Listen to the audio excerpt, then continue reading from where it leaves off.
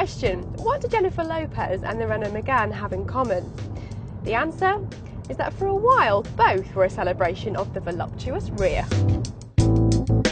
There were J-Lo videos on MTV and Meganes on the road, both shaking that ass, to quote the Renault advertising slogan of the time. And then along came a new Megane, and what happened?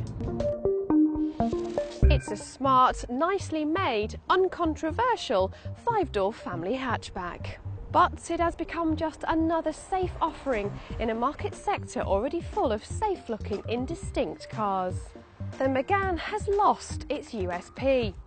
It could be a Seat, a Citroën, a Fiat, an Alfa or a Peugeot, all perfectly pleasant cars to look at, but with next to no personality. With its rising waistline, V-shaped lower rear window sculpting and front and rear light clusters that spread into the wings, it now follows the herd. If it wasn't for the large diamond-shaped badges, there would be few clues as to what it is. There is a more stylish 3-door Megane Coupe, but it's easy to be daring with a car that sells in small numbers. It's the same story for interior space, which is distinctly average, while the boot capacity is below par for the course. But the Megane does score well in Euro NCAP safety tests, which might tempt a few family buyers. There are 7 engines to choose from a plain 1.5 litre diesel to a modern 1.4 litre turbo with direct fuel injection and an output of almost 130 horsepower. Both suit the car well, but for different reasons.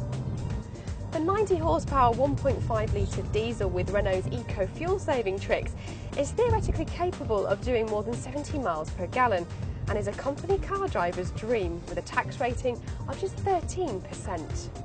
The 1.4 turbo, on the other hand, is the engine that puts a bit of sparkle into the Megane range, and sparkle is a rare commodity with the Megane. It's effortless to drive and rides well, as long as you don't get tempted by the largest wheel and tyre options, but it permits the minimum of driver involvement. It's all a bit light and remote. There are 4 fancifully named trim levels, all providing a good standard of interior equipment, and prices are reasonable. But against this, you have to consider the Megane's modest second-hand values, which could cause you to lose a lot of money if you plan to sell it after 2 or 3 years. At least there are good discounts available if you're a determined haggler.